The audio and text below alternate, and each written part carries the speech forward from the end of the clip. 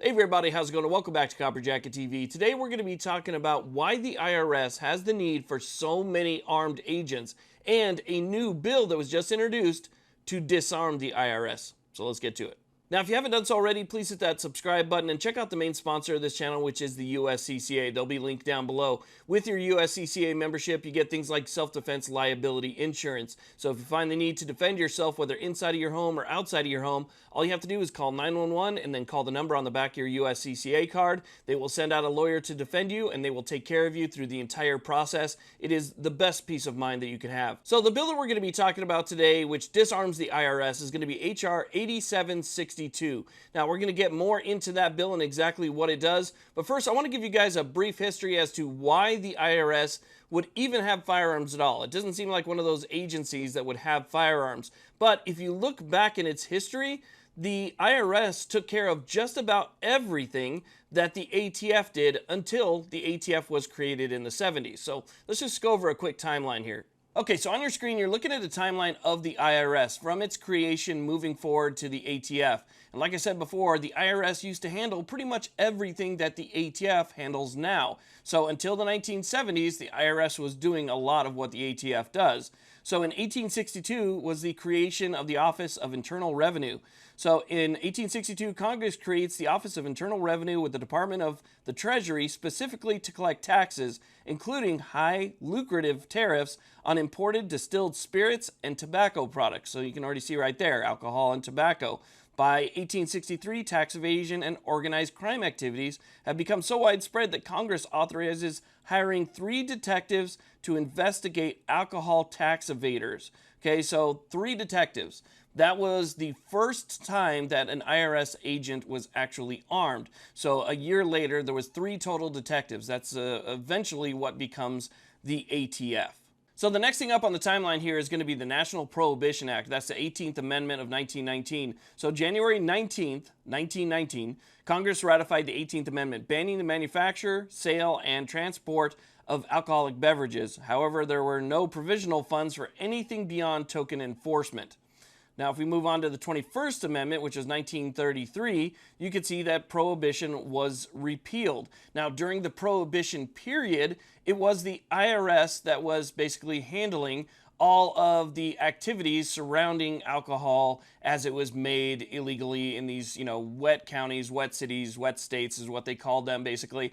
And so, again, the IRS was handling all of that at the time. And so you had armed agents of the IRS handling it because part of it was basically tax evasion. So now in comes the next year, 1934, the NFA. This legislation is a direct response to gang violence. This act imposed criminal regulatory and tax requirements on weapons favored by gangsters. Okay, so basically this is when they were, dealing with the mob. They were dealing with Tommies and all sorts of other stuff that they put on a list of, prohibited items that you couldn't have anymore. And I think everybody out there knows what the NFA is. So now what we have is the IRS dealing with the NFA, the IRS dealing with organized crime, and so forth. Again, still all with the IRS at this point, and the IRS is allocating more and more funds towards combating this stuff. So the IRS, basically the armed agents of the IRS, have significantly grown by that point. We have the Federal Firearms Act in 1938, regulating the interstate shipment of firearms and ammunition and prohibited their receipt by felons, required dealer and manufacturer licensing, and imposed firearms marking and record-keeping requirements. All the serial numbers and everything that you guys are used to seeing, that's when that happened. So 1968 comes the GCA, okay? And I think this is basically where the tipping point was, where the IRS could no longer handle their duties as tax collection service and everything else that they did, and still act as a law enforcement agency, which is kind of what they were. They were acting through the Department of Treasury independently, but still acting through the Department of Treasury as an arm of the law, essentially. So this legislation regulated interstate and foreign commerce and firearms, including importation, prohibited persons, and licensing provisions. Okay, so that was 1968. Now, moving forward, we have the birth of the ATF. Okay, so this is when the ATF now comes into play. So before, the GCA, the NFA, alcohol, firearms, all that stuff was handled by the IRS. And basically what happens here in 1972 on July 1st, all of that power that the IRS had was transferred to the ATF. So the ATF basically became the new enforcement arm of what the IRS used to do. So under Director Rex Davis, ATF becomes an independent bureau on July 1st, 1972, reporting directly to the U.S. Department of Treasury, Office of Enforcement, Tariff and Trade Affairs and Operations. So as you can see, the ATF is still almost like a branch of the IRS, still under the jurisdiction at that time of the Department of Treasury. So here's where things get a little bit weird. After the ATF was created in the 70s, the BATFE actually, the Bureau of Alcohol, Tobacco, Firearms, and Explosives, after that was created to take a majority of the law enforcement responsibilities off of the IRS did not disarm itself. The IRS remained an armed agency. Now, keep in mind, things like money laundering and stuff, that's all handled by the FBI, especially if it's interstate. So really what the IRS has here is like tax evasion and stuff. That's the only reason why they might have an armed agent here or there, is to deal with maybe major tax evasion or tax evasion through organized crime.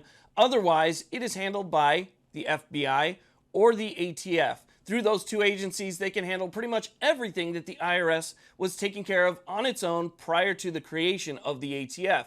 So still, again, they remained an armed agency until now. Today, we find out that they're going to be hiring over 80,000 new armed agents. Well, if the ATF and the FBI can handle pretty much all of the law enforcement responsibilities that the IRS at least once had, what's the need for it?